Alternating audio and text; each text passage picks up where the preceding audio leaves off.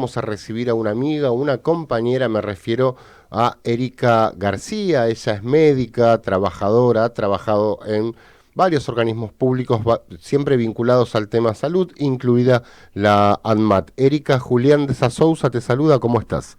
Hola Julián, muy bien, ¿y vos? Muy bien, gracias por atendernos, Erika, como No, siempre. por favor, otra vez me confundiste con la cantante, ¿Te dije que en Erika este caso soy García? médica.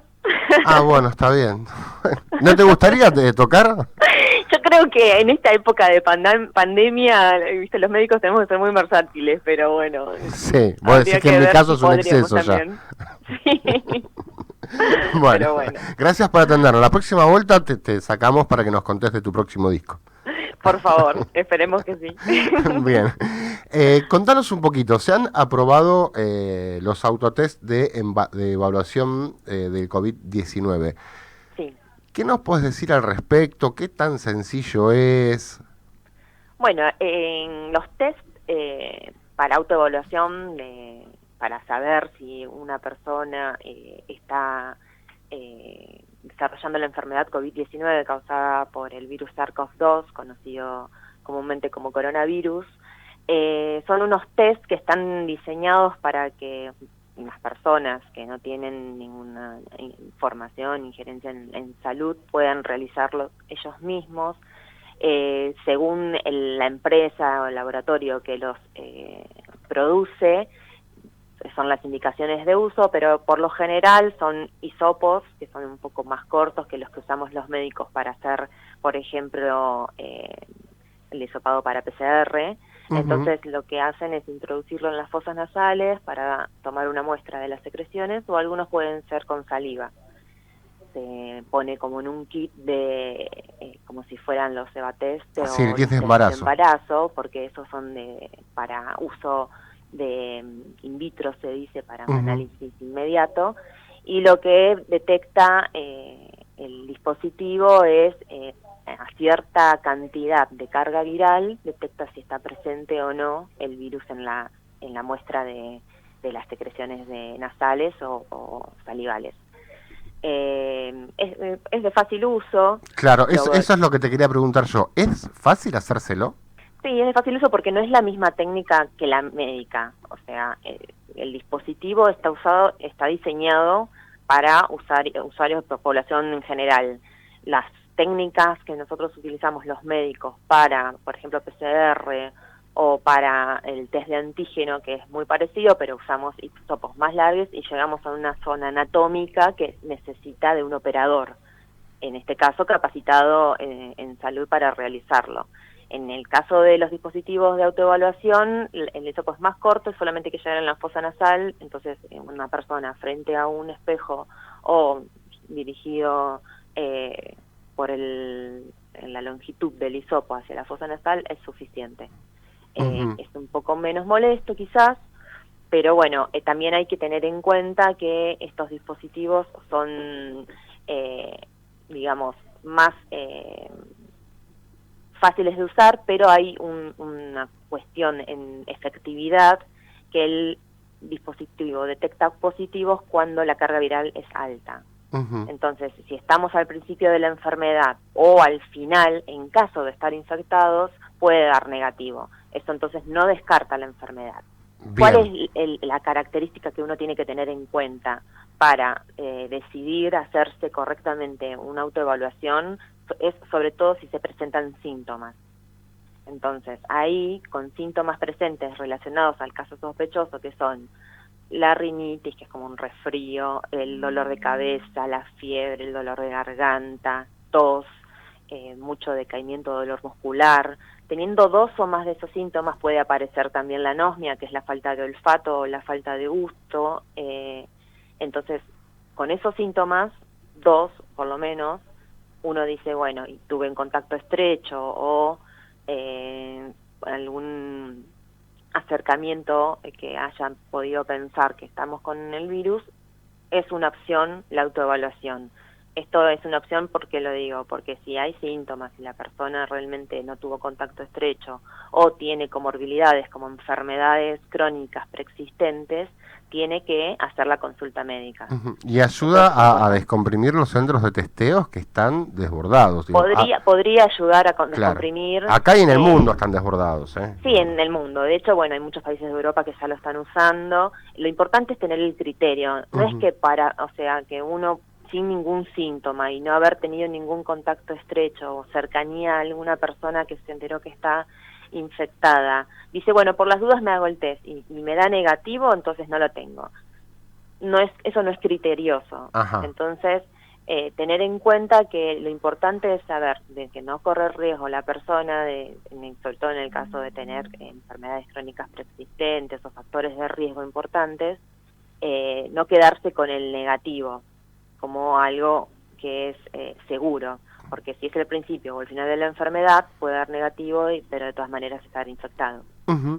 Entonces sí puede ayudar a descomprimir con criterio, y claramente lo más importante es que una persona que tiene síntomas compatibles, que es caso sospechoso, tiene que producir el aislamiento. Eso es lo Claro, que la gente esa es tiene la que entender. cuestión. Que la necesidad de ir a testearse se puede chequear generando un llamado por teléfono al sistema de salud, ya sea de obra social, de prepaga o al sistema público, que obviamente sí estamos con una altísima demanda, pero que ante la duda se puede intentar el llamado. Hay también telemedicina, hay un montón de otros servicios que pueden llegar a evacuar dudas, Ujú. pero el acercamiento al servicio de salud tiene que estar reservado para las personas que tienen los síntomas presentes, que tengan factores de riesgo y que tengan realmente problemas de salud que necesita la atención médica. Si es Bien. caso sospechoso y reúne los requisitos que estuvo establecido por el Ministerio de Salud la semana pasada en cuanto a cuáles son los tiempos de aislamiento, las personas tienen que cumplir ese tiempo de aislamiento, y si los síntomas son leves, el cuadro va a resolver. Y siempre y cuando haya dudas, acudir al sistema de salud para poder hacer las consultas, ¿no? Ahora, lo importante también es que si a uno le dio positivo, por más que lo haya hecho en su casa, o tiene los síntomas y le dio negativo, pero cree que lo tiene, es cargar los datos en la aplicación, ¿no? Para que el gobierno pueda tener una trazabilidad e información estadística de la enfermedad. Exactamente, también. Hay una responsabilidad ciudadana que también tenemos que ejercer.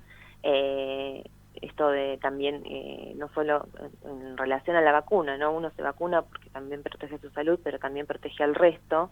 Y en relación a declarar los datos, por ejemplo, los que se hagan esta autoevaluación con los test, tienen que informarle a la farmacia donde lo compran si el test le dio positivo o negativo, y la farmacia tiene que cargar los datos en el Sistema Ujú. Nacional de Vigilancia Sanitaria para que esto tenga una evaluación epidemiológica y también después se produzca la alta epidemiológica para las personas que hayan cursado la enfermedad y hayan terminado con los días de aislamiento y resuelto los síntomas. Ujú. Erika, Sí. para finalizar, muchos científicos, leí ayer declaraciones de científicos noruegos, de Dinamarca, de Israel, que creen que esta es la última etapa de la pandemia, ¿m? Ujú. Que Omicron va a terminar contagiándonos a todos, que todos nos vamos a contagiar. Yo todavía no sé si tuve alguna vez, creo que no lo tuve. Nunca tuve síntomas Sí. por caso.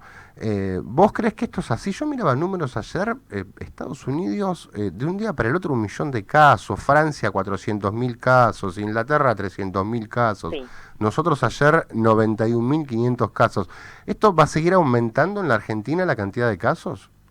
Es muy probable que siga aumentando. De hecho, bueno, son cifras que son las registradas también, ¿no? Hay Ujú. personas que quizás pasan el cuadro asintomático, no se enteran. Va a haber también casos leves que quizás cumplan el aislamiento como corresponde, se dan como casos positivos y no son contabilizados, así que hay seguramente más casos, va a haber más casos, pero bueno, la verdad es que son, no quiero decir especulaciones científicas, pero bueno, se hacen. Uno quisiera que la pandemia finalmente termine lo antes posible, pero los ciclos de los virus son a veces impredecibles. sobre todo cuando tenemos una gran parte de la población mundial todavía sin vacunar. Yo creo que la salida de la pandemia es la vacuna. Entonces uno puede tratar de predecir o tener previsibilidad en cuanto a algunas cuestiones de la microbiología, en este caso de los virus y particularmente del SARS-CoV-2, pero sabiendo que hay otros países donde la vacunación es baja y el virus sigue circulando y mutando, claro. Es difícil saber si realmente el Omicron va a ser la última variante de este claro, virus. Eso te iba a decir, yo siempre aclaro, yo no soy ni médico ni infectólogo, también leí ayer que detectaron una nueva variante denominada alfa que proviene de Camerún y muchos médicos están pidiendo por favor terminemos de vacunar al mundo porque si no, esto no para más. Sobre todo las personas siguen moviéndose. Claro, y sobre todo el Camerún, por ejemplo, tiene solamente al 2% de su población vacunada. Sí, África es terrible. Es la población que menos vacunas ha accedido.